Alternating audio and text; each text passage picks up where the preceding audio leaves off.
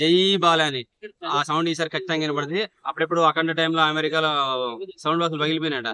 ఈసారి కూడా అది మళ్ళీ ఖచ్చితంగా రిపీట్ అవుతుంది. సో అంతకన్నా ముందు రామ్ చరణ్ వస్తున్నాడు, వరల్డ్ వైడ్ గా రిలీజ్ చేస్తున్నాడు కాబట్టి ఒక 2 లుక్లు కనపడ్డాయి.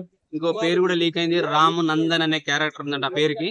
సో పొలిటికల్ గా అండ్ యువతకు కావాల్సిన ఒక యువకుడిగా కూడా చేస్తున్నాడు కాబట్టి 2 లుక్లతో ఖచ్చితంగా వరల్డ్ వైడ్ గా రిలీజ్ అవుతుంది. కాబట్టి ఈ సంక్రాంతిలో అతి పెద్ద బ్లాక్ బస్టర్ అయ్యేది ఖచ్చితంగా రామ్ చరణ్ గేమ్ చేంజర్. అయితే ఇవాళ అన్స్టాపుల్ షోకి వెళ్ళారు రామ్ చరణ్ గారు బాలకృష్ణ గారితో. సో ఇంకా వాళ్ళిద్దరు కలవాలని ఫ్యాన్స్ ఎప్పటి నుంచో అనుకుంటున్నారు, అది మెగా అభిమానులు కానీ అభిమానులు అభిమానులు కానీ.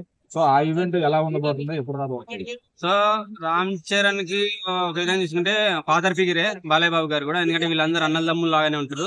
సో ఒక బాబాయ్ తోటి అంటే పెద్ద డాడీ వర్స్ కావచ్చు.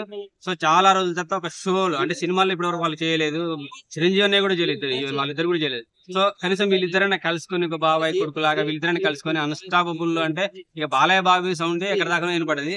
ఇది చెర్రీతో సంక్రాంతికి వచ్చే సినిమాల డిస్కషన్ తో అంటే ఖచ్చితంగా రచ్చ ఉంటది.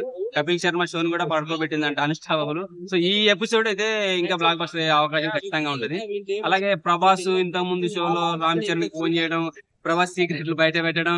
సో ఫుల్ ఎపిసోడ్ వచ్చేస్తే తెలుస్తుంది రామ్ చరణ్ సీక్రెట్ కూడా ఏమైనా ఉంటే ప్రభాస్ ఖచ్చితంగా బయట పెట్టాలని కోరుకుంటున్నాను. నేనైతే ఖచ్చితంగా కోరుకుంటాను, ఎందుకంటే నేను మెగా అభిమాని కాబట్టి. ప్రభాస్ రామ్ చరణ్ చిన్న చిన్న వాళ్ళ ఫ్రెండ్షిప్ ఉండొచ్చు, అవి బయట పెట్టాలి, మనకి హ్యాపీనెస్ ఇవ్వాలి.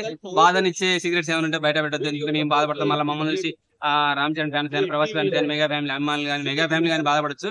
సో బాధపడే అంశాలు వద్దు, హ్యాపీగా నవ్వుకునే అంశాలు అంటే బయట పెట్టాలి. మహేష్